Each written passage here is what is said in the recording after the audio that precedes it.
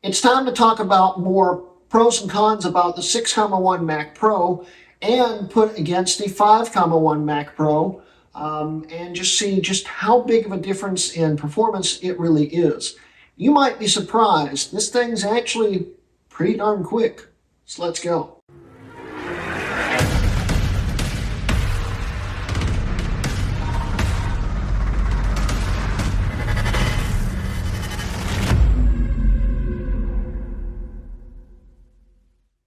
Anyway, I'm Greg Hrutkay of Hrutkay Mods, and welcome to episode 3 of season 4 of my Mac Pro series. And in today's video, we're going to talk briefly about a few more pros and cons of the 6,1 Mac Pro and talk about performance comparisons between it and the 5,1. I've got one that's spec'd out pretty well and should be a pretty fair comparison to this one. We're just going to be doing a CPU compute benchmark on it, running Geekbench 5 because both of them are running High Sierra right now, and Geekbench 5 is the last Geekbench that supported High Sierra. So we'll be running that. We'll be doing a comparison of these two systems a little bit. Hello and welcome to the video re-upload. I made a lot of mistakes in this video, and I want to clarify a few things real quick. I just had not been feeling good, and we all know what happened. I ended up in the hospital, and my mind just wasn't clear when I was filming this video, and it hadn't been for a few weeks, so I didn't do my research properly, and I just mistakenly said a bunch of wrong things. So I want to clear that real quick. Now the 6,1 in this video is actually running in dual channel. So they're both running in dual channel. And the 6,1s can actually run in quad channel. If you have all 4 modules in the system, it's running in quad channel. So the pros and cons of the 5,1 and 6,1, where the 5,1 has triple channel memory and the 6,1 has dual channel memory, is wrong, because the 6,1 actually has quad channel memory, and I got that part wrong. So I just wanted to get that out there, and yeah, that's why I had to re-upload everything. So just ignore that part. We are running in dual channel in both systems, and that's why the RAM was so much quicker. I mean, the clock speed was even faster, but still. So anyway, enjoy, guys. Before we get to that, I would like to talk about the pros and cons about this thing again. Now, if you had the dual CPU version of the 5,1, you could actually run 1333 DDR3, and you can run up to 256 gigs of DDR3 RAM in it with OpenCore. Without OpenCore, I think it's limited to 128 gigs, but still, 256 gigs of RAM. Where with the stock 12 core 6,1, you have a little less room. Okay, the 5,1 Mac Pro, if you have the dual CPU, can take up to 8 slots of RAM. The 6,1 Mac Pro can take 4 slots of RAM. So you can literally double the RAM in the 5,1. And that can come in handy if you're running a lot of VMs and stuff that are very RAM needy. It's quite handy to have twice the RAM. But the 6,1 runs dual channel memory, where the 5,1 can run either in triple channel memory or dual channel memory. Or even single channel memory. If you're running a 5,1 and you only fill up 6 slots in it, the first 6, you can run it in triple channel. That's how the chipset works. But Apple gave you the option of adding 2 extra RAM sticks and running it in a dual channel, dual setup, which is slightly slower, and it actually does make a bit of a performance difference. This system right down here is actually running dual channel memory right now. It's running 1066 because I guess that's what GT had. So it's not running at the top speed, but it will still work. And then to make this more fair, I took 2 RAM sticks out of the 6,1 because, well, I didn't have RAM to put in this to get it into dual channel mode. So it's running in single channel where the 5,1 is running in dual channel. But they both have 32 gigs of RAM, and this should be a fairly fair comparison. And you'll be surprised just how much faster the 6,1 is than the 5,1. I was actually shocked. So before we do that, we're going to go over the specs of the two before we run the benchmarks. Then we'll do the benchmarks, and then we'll wrap up the video. So let's get to it. All right, guys, so let's quickly show you the memory stuff real quick again on these so you can get a general idea. The 5,1 can take a lot more RAM, and right now it's running 32 gigs in dual channel at 1066, where the other one is running 32 gigs in single channel at 1866. That is the 2013 Mac Pro, and that is the 5,1. It's actually a 4,1, but it's going to identify itself as a mid-2012 in the benchmark tests, so we'll call it a mid-2012. It is a 5,1. There's no difference really between the two once they're updated. So that is all the specs there. We have a dual 3.06 6-core in the 5,1 and a single 12-core 2.7 Xeon in the other one. And other than that, there's not much of a difference, as we can see here. So the only big difference is for the trash can, we've got 30 megabytes of L3 cache versus the other one that has 12 megabytes per processor, so it's 24 megabytes of L3 cache.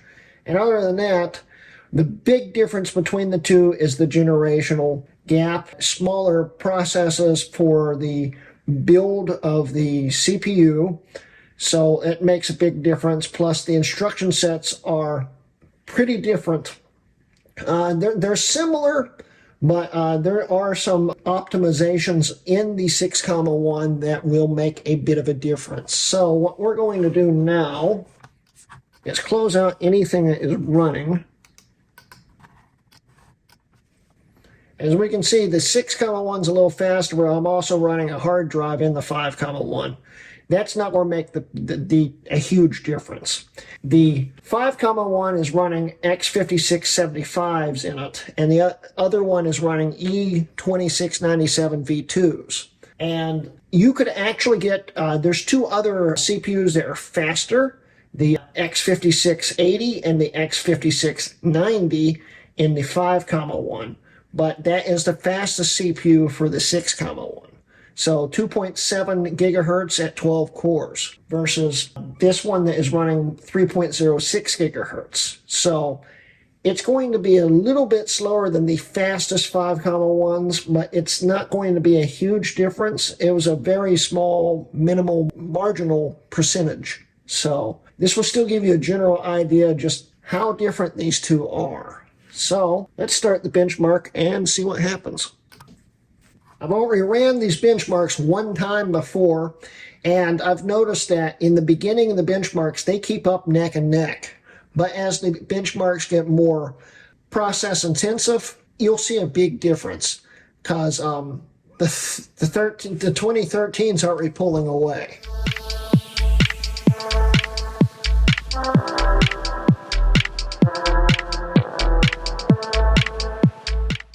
And the 3,1 finished at, I believe, 3 minutes and 27 seconds. The 5,1 is getting close, but not finished yet.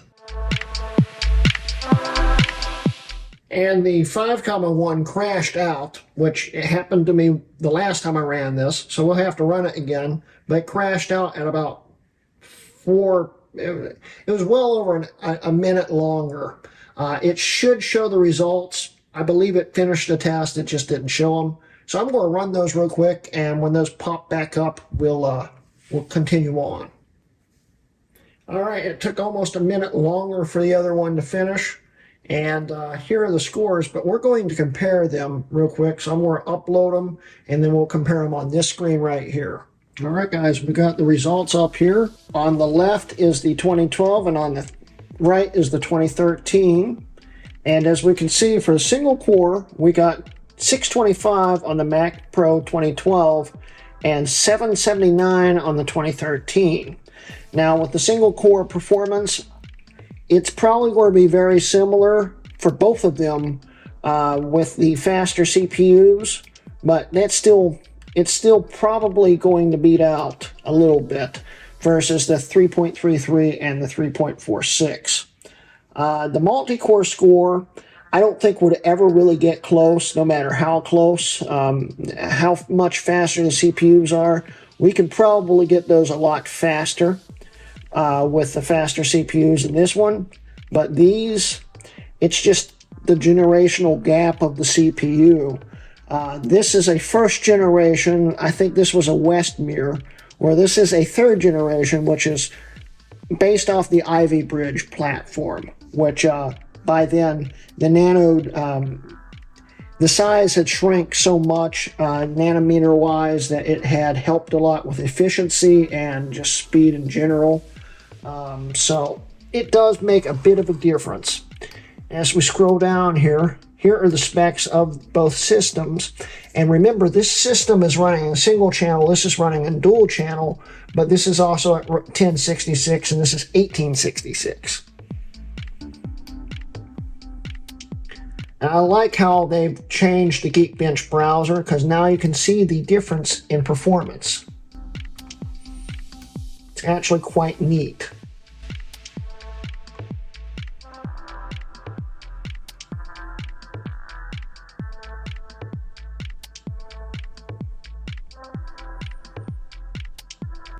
It does make quite a bit of a difference.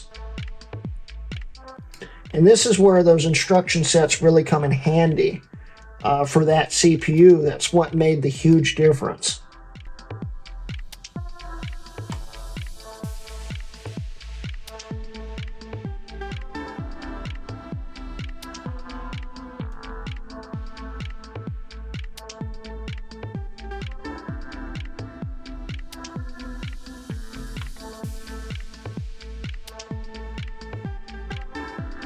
And that's everything.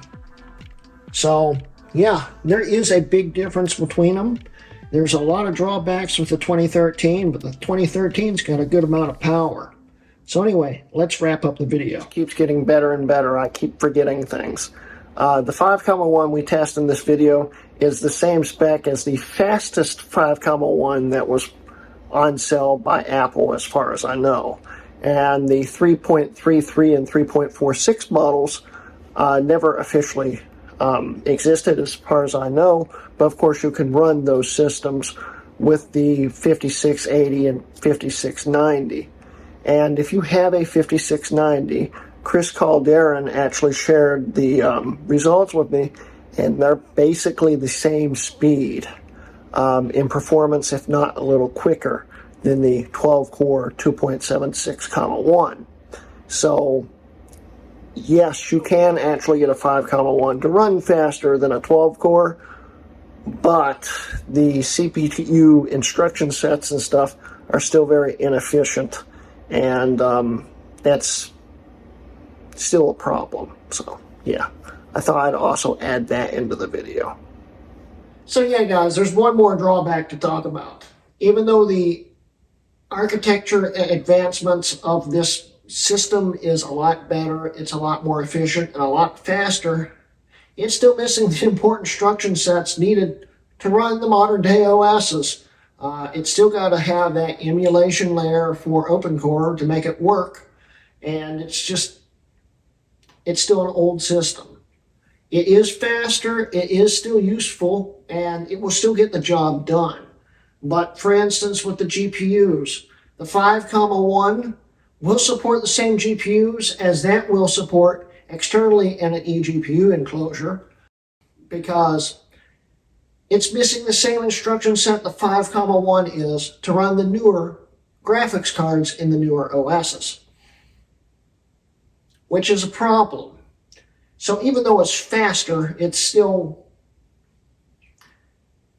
I'm not doing well selling this thing now, am I? It's still not expandable, and that's what really kills this system. But it's still a very useful system, and it's so dirt cheap now that it's still worth buying if you can get used to having all those drawbacks.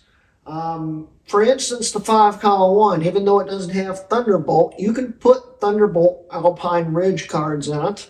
And I've got one next door that I never put in mine, which gives you Thunderbolt 3 speeds. Well, kinda. It's kind of like 2.5, I believe. The bandwidth is a little lacking with PCIe 2. But you can still have Thunderbolt 3 in your 5,1 Pro, where this is stuck with Thunderbolt 2 speeds. But other than that, this system's still pretty good. It's just the lacking of expansion does hurt it quite a lot.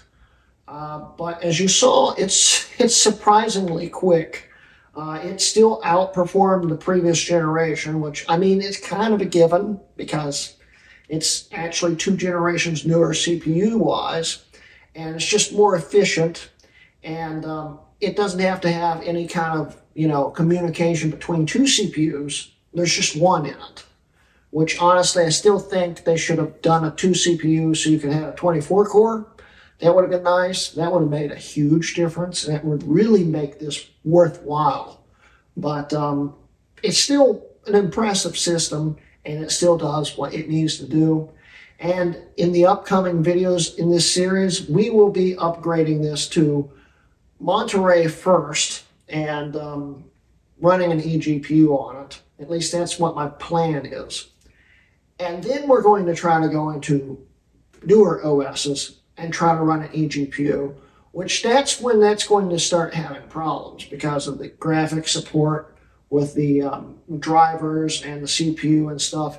It's going to be an interesting experience. It may fail, but we're going to try to get the most we can out of this system. And the more I think about it, this system was actually max spec when I bought it. This is the max spec you could buy from Apple. Apple says the top amount of RAM you could put into it is 64 gigs. It has 64 gigs, and from what I can tell, it's the original Apple RAM. So this was the most expensive Mac Pro 2013 you could get. And yeah, you can double that RAM to 128 gigs with the newer DDR3 RAM out, but that didn't exist back when these were introduced.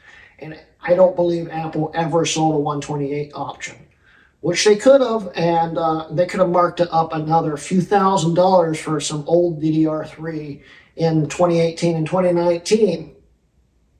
They really missed their opportunity to really force that Apple tax, but yeah. Anyway, so that's the end of today's video. I hope you enjoyed the video. Don't forget that I have a Patreon and also membership, so link in the description below or at the end of the video, or hit that join button. It would help me out if you'd like to help me out. I'd really greatly appreciate it. But anyway, that's the end of today's video, and thank you for watching. This has been a Hrutkay Mods video.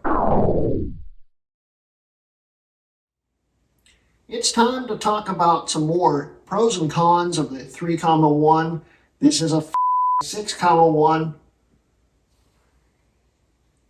It's time to talk more about the pros. Nope. It's time to talk more about pros. No. It's time to talk more. Why do I keep saying it that way? It's time to talk more. It's time to talk more about pros and cons. It's time to talk more about pros and about more. It's time to talk. it's time to talk about more pros and cons of the 6,1 Mac Pro.